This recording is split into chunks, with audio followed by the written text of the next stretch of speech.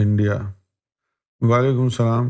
اللہ تعالیٰ نے کسی بندے کی موت سے پہلے یہ حالت سکرات سے پہلے اگر توبہ قبول ہو کر لے، کیا وہ بندہ ولایت کے درجے تک پہنچ سکتا ہے؟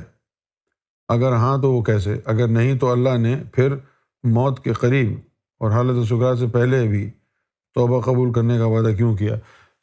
توبہ اور ہے اور ولایت اور ہے۔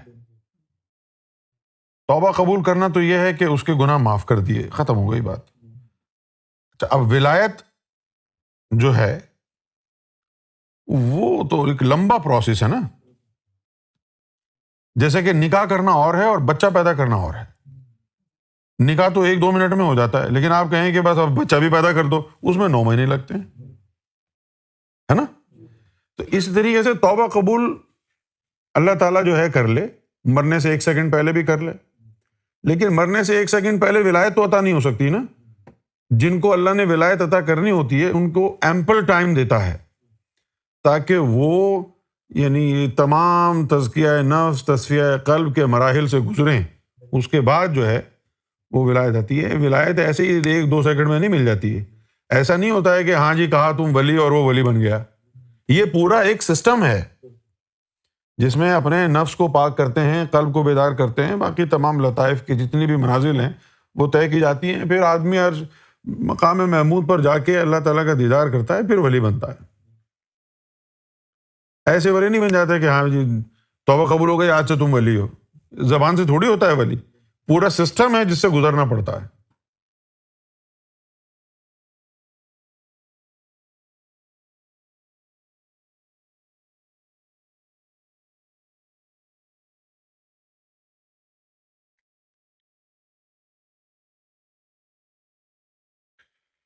محمد سعد ارشد لاہور، لاہور شاہی مرحبا۔ مجھے ذات ریاض سے محبت کرنی ہے جیسے امیر خسرو نے نظام الدین اولیاء سے کی تھی، جیسے رومی نے حضرت شمس تبریز سے کی تھی۔ امیر خسرو نے تو نہیں کی تھی محبت نظام الدین اولیاء سے، نہ رومی نے حضرت شمس تبریز سے کی تھی، ان کے مرشد نے عطا کی تھی۔ کوئی مرشد سے اپنے تئیں محبت کر ہی نہیں سکتا۔ آپ کے پاس سرکار کی ذات کا رنگ ہے، ہاں ہے، ان کی خوشبو ہے، ہاں وہ بھی ہے۔ مجھے نظر کرم کریں، میں سرکار کے پرچار میں بھی حصہ لے رہا ہوں، جتنا ہو سکتا ہے لوگوں کو بتاتا ہوں، لیکن مجھے صرف ذات ریاض کو پانا ہے۔ ذات ریاض کو پانا جو ہے وہ ممکن تو ہے، لیکن اس کے لیے اتنا بڑا جگر چاہیے۔ لیکن لتا باجی پتہ ہے کیا کہتی ہیں؟ چھوڑ دے ساری دنیا کسی کے لیے، یہ مناسب نہیں آدمی کے لیے۔ پیار سے بھی ضروری کئی کام ہیں۔ ذات ریاض کو پانے کے لیے سب کو چھوڑنا پڑتا ہے۔ سب کو کہاں چھوڑتا ہے کوئی؟ خدا کو بھی اور خدائی کو بھی، اپنے آپ کو بھی۔ ذات ریاض کو کوئی پاتا نہیں ہے، ذات ریاض جو ہے اس پر قبضہ کر لیتا ہے۔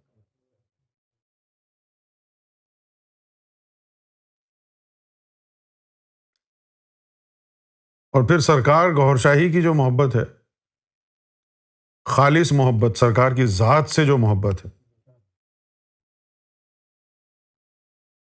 وہ تو محبت ایسی ہے کہ جب دنیا کو پتہ چل جائے نا کہ یہ فلاں بندہ سرکار سے محبت کرتا ہے تو خود ہی پوری دنیا اس کے خلاف ہو جاتی ہے۔ لکھ دیا اپنے در پہ کسی نے، اس جگہ پیار کرنا منع ہے، پیار اگر ہو بھی جائے گوھر سے اس کا اظہار کرنا منع۔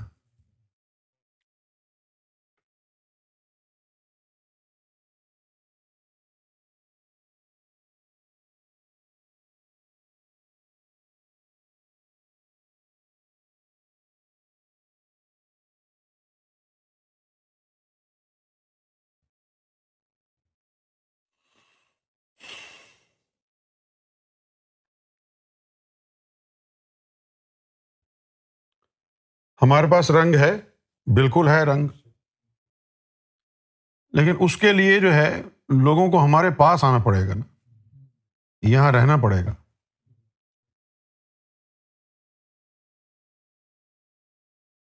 یہاں رہنا پڑتا ہے. یہاں جیسے عاطف آیا، جیسے اخلاق آ گیا، رہنا پڑتا.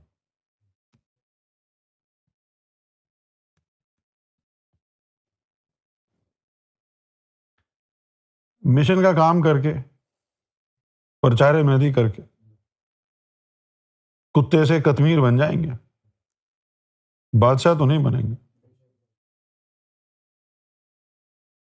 جیسے اب لوگ کہتے ہیں نا اصل کام تو یار مشن کا کام ہے، تو وہ تو کینیڈا میں آفس بنا کے بھی ہو جائے گا، اس کے لیے لندن جانے کی کیا ضرورت ہے. یہ آفیسز مسجد زرار کی طرح ہی ہوتے ہیں. پھر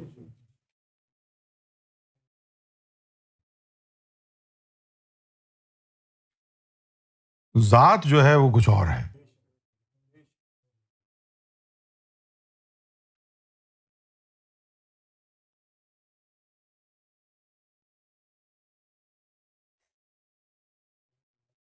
ایک حدیث سنی ہم نے کہ منافق کا دل مسجد میں نہیں لگتا.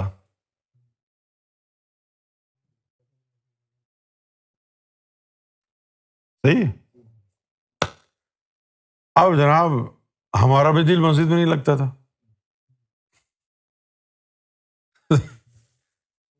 تو سرکار کے پاس چلے گئے کہ سرکار مجھے لگتا ہے میں منافق ہوں. شروع کی بات. سرکار نے فرمایا اچھا بھائی تمہیں کیوں لگتا ہے کہ تم منافق؟ میں نے کہا کہ سرکار وہ حدیث پڑھ لی ہے میں نے آج کہ منافق کا دل مسجد میں نہیں لگتا. تو میرا دل نہیں لگتا مسجد میں، تو اس لیے جو ہے نا میں سوچ رہا ہوں کہ شاید میں منافق ہوں. سرکار نے فرمایا کہ اس حدیث کا یہ مطلب نہیں ہے. تو میں نے پوچھا کہ سرکار پھر کیا مطلب ہے اس کا؟ تو سرکار نے فرمایا کہ حضور کے دور میں جو منافقین تھے تو حضور صلی اللہ علیہ وسلم کے سامنے جانے سے کتراتے تھے.